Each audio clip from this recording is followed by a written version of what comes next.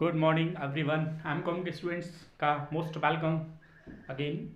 आज हम corporate legal framework MCom के स्टूडेंट्स के लिए कॉर्पोरेट लीगल फ्रेमवर्क की एक लेक्चर सीरीज चल रही है। उसी लेक्चर सीरीज में नेक्स्ट लेक्चर लेकर के आया हूँ और ये लेक्चर नंबर 12 है।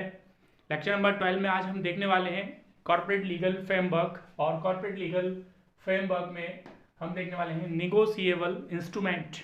Negotiable instrument, 3 types of negotiable instruments होते हैं।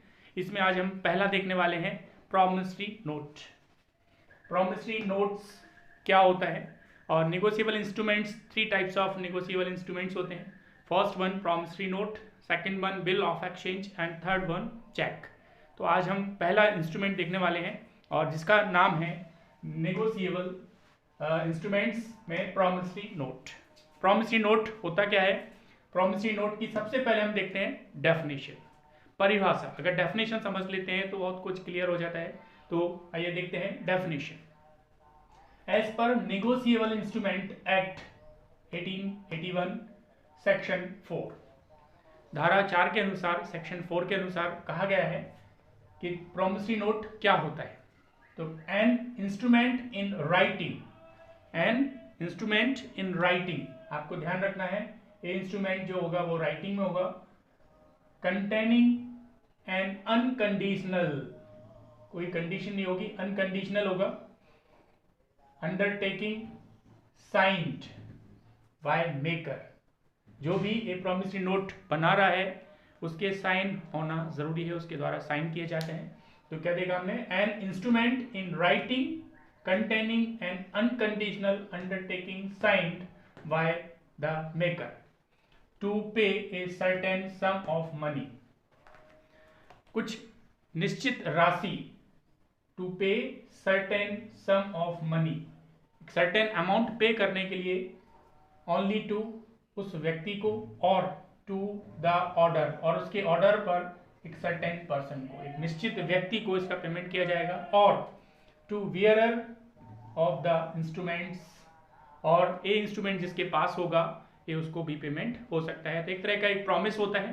तो कहा जाता है कि an instruments in writing containing an unconditional undertaking sign by the maker to pay a certain sum of money only to or to the order of a certain person to bearer of the instruments, जिसके बाद instrument है उसको भी payment हो सकता है। As example हम देखते हैं, आई प्रॉमिस टू पे बी और ऑर्डर ₹5। एक प्रॉमिस किया जा रहा है कि मैं प्रॉमिस करता हूं कि बी को पेमेंट किया जाए और उसके ऑर्डर पर कितना पेमेंट? ₹500, एक सर्टेन सम ऑफ मनी का पेमेंट किया जाए। That is called promissory note. यहाँ पर प्रॉमिसरी नोट में जो पार्टीज होती हैं, पक्ष होते हैं, उसमें एक होता है आपका the person who promises to pay is called the maker. एक ऐसा व्यक्ति जो ₹500 पेमेंट करने के लिए या सम ऑफ मनी पेमेंट करने के लिए एक प्रॉमिस कर रहा होता है, तो उसको कहा जाता है the person who promises to pay is called the maker. उसको कहा जाता है मेकर। तो मेकर कौन कहलाता है? जो प्रॉमिस कर रहा है कि एक सर्टेन सम ऑफ मनी पे किया जाएगा एक सर्टेन पर्सन को। सेकेंड होता है the person who to whom payment is to be made is called the payee. वो व्यक्ति जिसको ये पेमेंट किया जा रहा है उस व्यक्ति को क्या कहा जाता है? पेई कहा जाता है। ठीक है, तो मेकर एंड पेई। तो यहाँ पर जो डेफिनेशन आपको क्लियर हो चुकी होगी। An instrument is an writing containing an unconditional undertaking signed by the maker to pay a certain sum of money only to or to the order of a certain person or to bearer of the instruments. Example, I promise to pay B or orders ₹500। इस definition के बाद हम देखते हैं कि इसकी कुछ विशेषताएं होती हैं, कुछ असेंशियल्स होते हैं।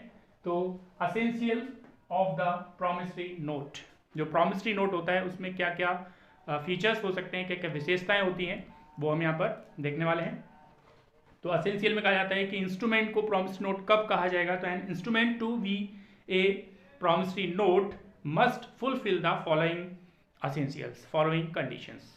तो first one it must be in writing, it must be in writing, ये लिखित में होना जरूरी है। A promissory note must always take the form of a written documents, written में एज ए पेंसिल से, इंक से, या प्रिंटिंग या फोटोग्राफी, किसी भी रूप में प्रिंटिंग राइटिंग हो सकती है। तो promissory note it must be in writing. Second one, the promise to pay must be express, जो प्रॉमिस है वो एक्सप्रेस होना चाहिए। Then essential of a promissory note is an express promise to pay, किसी पर्टिकुलर सर्टेन अमाउंट को पे करने का एक प्रॉमिस होना जरूरी है। ऐसे द वर्ड क्या लिखा होगा, आई am bound to pay, I am bound to pay and I am liable to pay, इस टाइप का कोई वर्ड होना जरूरी है। तो the promise to pay must be express होना जरूरी है। Third one, the promise to pay must be unconditional, जो प्रॉमिस होगा उसके साथ कंडीशन नहीं होना चाहिए, वो इंडिपेंडेंट होगी। तो द प्रॉमिस टू बी पे must be unconditional, it means the promissory note must certain an unconditional promise to pay. The promise to pay must not depend on the happening of the contingency. कोई घटना घटित होने पर depend नहीं होना चाहिए, ये इंडिपेंडेंट होती है, अनकंडीशनल होती है। The condition promissory note is not negotiable, जब कंडीशंस में अगर कोई इंस्ट्रूमेंट दिया जाए तो not negotiable and have hence invalid, और वो इनवैलिड हो जाता है, इसलिए कहा जाता है the promissory note to be must be unconditional होना जरूरी है। Fourth one, it must be signed by the maker, आपको मालूम है कोई चेक लिखा जाता है, डिमांड ड्राफ्ट लिखा जाता है, कुछ भी बनाया जाता है तो उसमें साइन होना जरूरी है, विदाउट साइन वो वैलिड नहीं माना जाता है। तो it must be signed by the maker, तो it's the signature of the maker on the face of the note is the most essential features. In the absence of the signature of the maker, an instruments cannot be called a promissory note. promissory note नहीं माना जाएगा, नहीं कहा जाएगा। Fifth one, the maker must be certain, जो promissory note है वो लिखने वाला एक निश्चित व्यक्ति होना चाहिए। The maker of a note must be definite. The note must show on its, the maker is taken as certain it's from the descriptions of the makers. Sufficient indications follows about the identity, उसका कोई identification हो, कुछ designation हो, ऐसे व्यक्ति के द्वारा ही promissory note लिखा जाना चाहिए।